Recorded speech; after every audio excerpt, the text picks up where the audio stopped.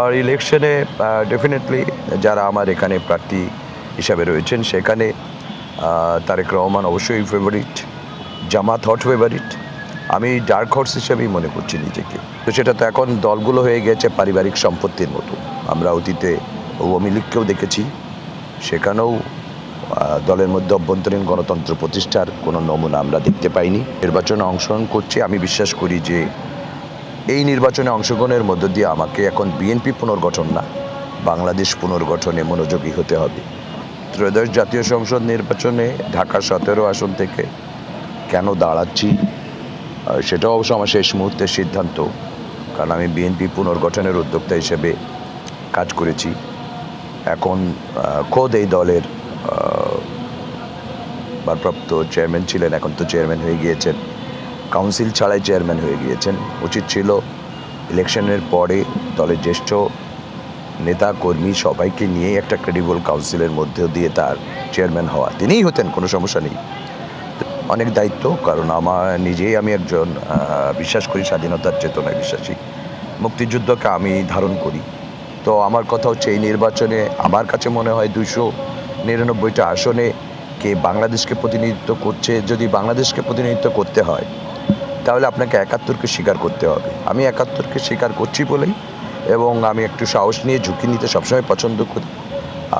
বিশ্বাস করি যে এই নির্বাচনে অংশগ্রহণের মধ্য দিয়ে আমি সেই বাংলাদেশকেই প্রতিনিধিত্ব করছি। প্রচারণার যে পণ্যগুলো থাকে সেগুলো ছিঁড়ে ফেলা হচ্ছে, গায়েব হয়ে যাচ্ছে। তো এতে করে আমার ওই শিশুতোষ আচরণে থেকে আমার নতুন করে কিছু বলার নেই, এটাই তাদের কালচার। তো আমি সেখানে হতাশও নই, নিরাশও নই।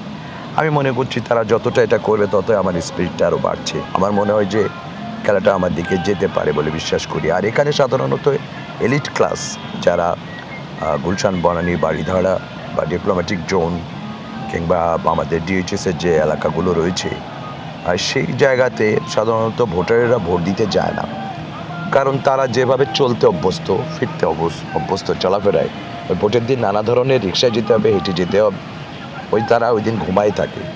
তো ওই কমিউনিটি, যেহেতু আমার 20 বছর ধরে আমি এই গুলশান, বনানী এবং বাড়িধারা মিলিয়ে 20 বছর ধরে বসবাস করছি, তো সেই কারণে আমাদের কমিউনিটির ওরা এবার কামরুল হাসান নাসিমের জন্য ব্যক্তিগত জায়গা থেকে, উদ্যোগের জায়গা থেকে তারা ভোট কেন্দ্রে যেতে পারে। এটা আমার একটা বড় অ্যাসেট বলে আমি মনে করছি আমার নির্বাচনে। আর একদম উঁচুতলার মানুষগুলো থেকে এদের কথা বললাম। আর আমাদের যারা নিম্নবিত্ত মানুষ, সাধারণ মানুষ, কড়াই বস্তি রয়েছে, ভাষান টেক রয়েছে, মাটিকাটা রয়েছে, সেখানেও আমি অনেক পুরনো নাম, কারণ আমি তাদের পাশে থেকেছি, তাদের সাথে চলেছি, ফিরেছি। আমার একটা সংগ্রামী জীবন ছিল যখন আমি গর্ব বাংলাদেশ সামাজিক সংগঠন, একসময় খুব আলোচিত সংগঠন ছিল। আপনারা এই প্রজন্মের এই সকল সংবাদকর্মীরা গর্ব বাংলাদেশকে হয়তো ভুলে গিয়েছেন, কিন্তু আসলে বাংলাদেশের আর্থসামাজিক রাজনৈতিক গুণগত পরিবর্তন চেয়ে প্রথম সোচ্চার হওয়া সংগঠনের নাম ছিল গর্ব বাংলাদেশ। সেই কারণে আমার সাধারণ মানুষের সাথেও চলাফেরাটা অনেক পুরনো। তো এই তো এখন পরিবেশ, বাংলাদেশে একটা নির্বাচন হবে কি না, এবং অংশগ্রহণমূলক নির্বাচনও হলো না, সেটাও দুঃখজনক। আর আমি ঢাকা 17 সহ সারা বাংলাদেশের মানুষকে জানাতে চাই, সত্যিকারের জাতীয়তাবাদী হতে গেলে আর রাজনীতিতে যে ধরনের গুণাবলী থাকা দরকার, সততা, মেধা, দূরদৃষ্টি, দেশপ্রেম, চরিত্র, সেই বিষয়গুলোকে ধারণ করে রাজনীতি করতে হবে। আমরা হয়ে গিয়েছি, যেরকম আমি নিজে যখন বাংলাদেশ জাতীয় পার্টি বিজেপি থেকে মনোনয়ন নিলাম, ইচ্ছা করেই নিলাম, যেহেতু আমি স্বতন্ত্র প্রার্থী হিসেবে সময় পাচ্ছিলাম না, ওই সময় সাইন টাইন করতে হবে। তো আমি শুধু বলতে চাই, আমার দলকে যারা আক্রমণ করছে এবং তাদের নিবন্ধন নিয়েও টান দেওয়ার একটা থ্রেট করা হচ্ছে, আমি তাদেরকে হুঁশিয়ার করে দিতে চাই যে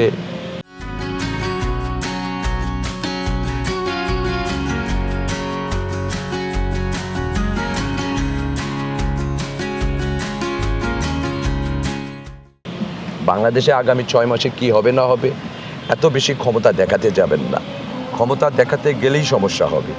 এবং আমি বিশ্বাস করি যে আমাদের প্রজন্ম তারা খুবই কনসিয়াস, এবং অনেক মেধাবী তরুণেরা এখন বাংলাদেশের রাজনীতিতে এসেছে।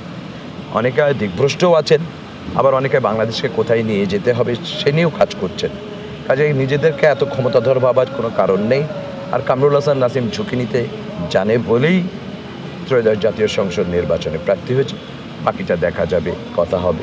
এই তো আজকে শুরু করলাম কথা বলা, আমি গলাটা বসা, সেই কারণে একটু কথা বলতে দেরি হলো। আমি হয়তো বা 2 তারিখ থেকে আনুষ্ঠানিকভাবে বেশ কিছু সমাবেশ এর মধ্য দিয়ে হাজির হব। আর এছাড়া যেহেতু আমি আমার 22টি অঙ্গনে পথ চলা, সাংস্কৃতিক অঙ্গনের বাসিন্দা, আমি বিশ্বাস করি কবিতা, গান, কনসার্ট সব কিছু মিলিয়েই অভিনব আয়োজনের মধ্য দিয়ে এই নির্বাচনে আমার ক্যাম্পেইন থাকবে।